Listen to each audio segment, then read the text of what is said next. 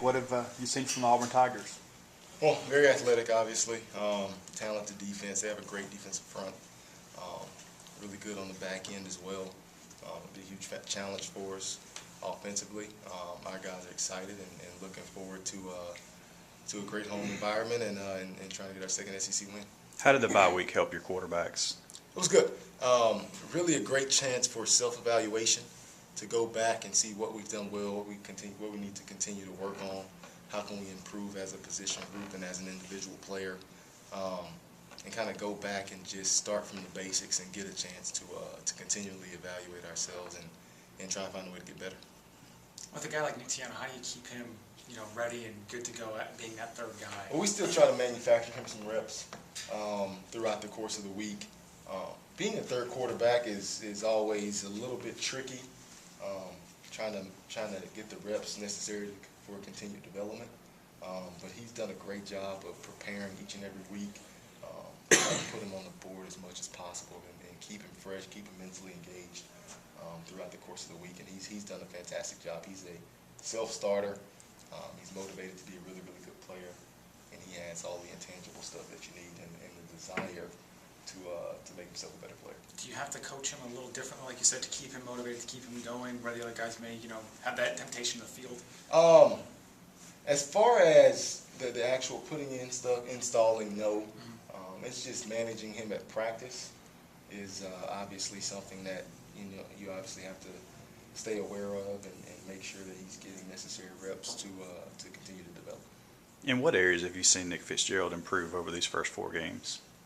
Just how comfortable he's gotten in the pocket. There's obviously still some stuff that he needs to continue to work on.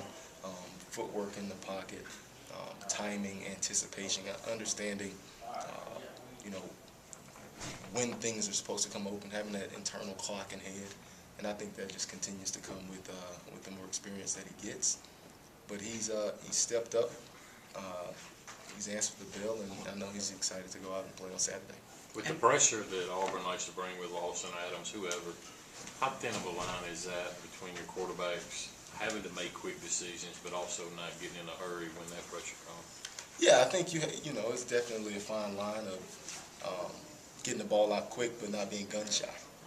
You have to, generate some big plays against these guys, and you're going to have to throw the ball down the field some and take some chances, and that's just having the courage when the rush is in your face to step up and make a throw, or the ability to avoid and keep your eyes downfield and make a play and extend the play outside of the pocket. So that's stuff that we work on continuously in our drill work every day, and hopefully when that happens in the game, they'll be ready to go. How much experience can he draw from that LSU game where he kind of faced a lot of those situations? Yeah, I think a ton. I think obviously the more he plays, the more comfortable he'll get, and that's usually how it goes. So for him, now he has a memory bank to draw from and experience to draw from when he gets in that situation again. So he's got to keep working, keep continuing to get better each and every week. And it starts with our preparation, and he's done a good job of that so far. With Fitzgerald, we saw him the first week, he took basically 3 snaps, and now we see him last game, 299 yards, 110 yards rushing. I know you said comfort, but what else kind of lends to that success and that turnaround within a month? Well, I think the experience of staying with it, staying the course, understanding the strain that it takes to get ready to play in the game, and then the strain that you have to play with in that said game. So,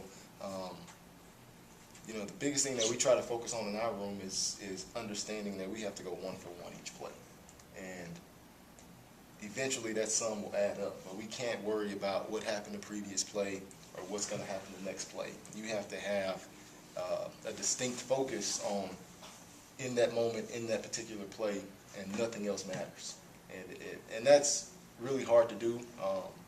It's not human nature in general to do that, to kind of have that laser sharp focus on one singular object. But that's what we have to do as we move forward as a position group and as a team.